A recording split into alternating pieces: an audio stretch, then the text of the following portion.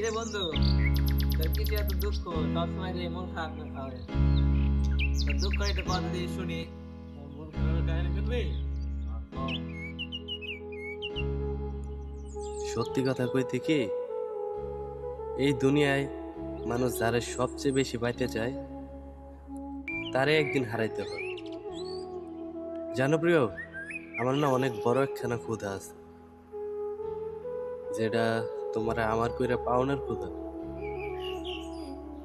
আমার এই ক্ষুধা মিটাইবার যাইয়া কোন দিন যে শেষ হয়ে গেছে ওটা আমি নিজেও বুঝতে পারি না।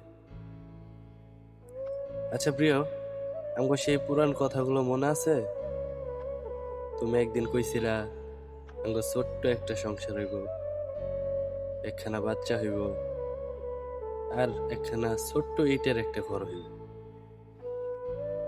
আর আমরা তিনজন ওই ঘরের বারান্দায় বইয়া বইয়া জ্যোৎস্নার আলো দেখ। কিন্তু আমার কপালে আর ওই সুখটা হইল না, কারণ আমি তোমার অনেক আগেই হারাইয়া ফেলছি। তুমি আমাকে কথা দেওয়ার পরেও কি যে হইয়া গেল আইজও কিছু বুঝতে পারলাম।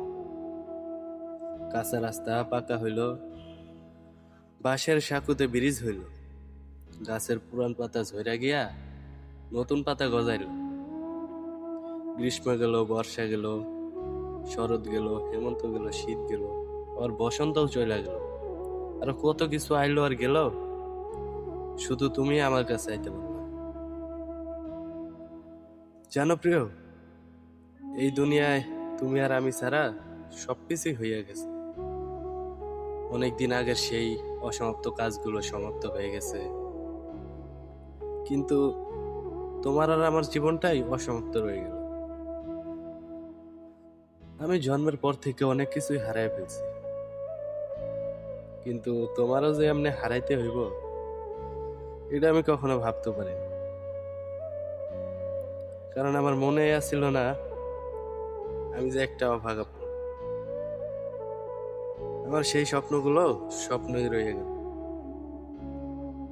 এখনো অনেক কষ্ট হয়, কিন্তু কারে বুঝবার দিন।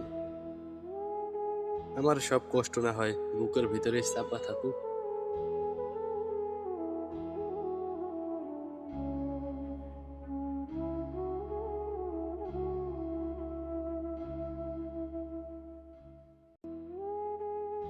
আসলে তোমার গল্পটা অনেক সুন্দর ছিল আর অনেক দুঃখের ছিল। সবার ভাগ্যে তো সবকিছু থাকে না।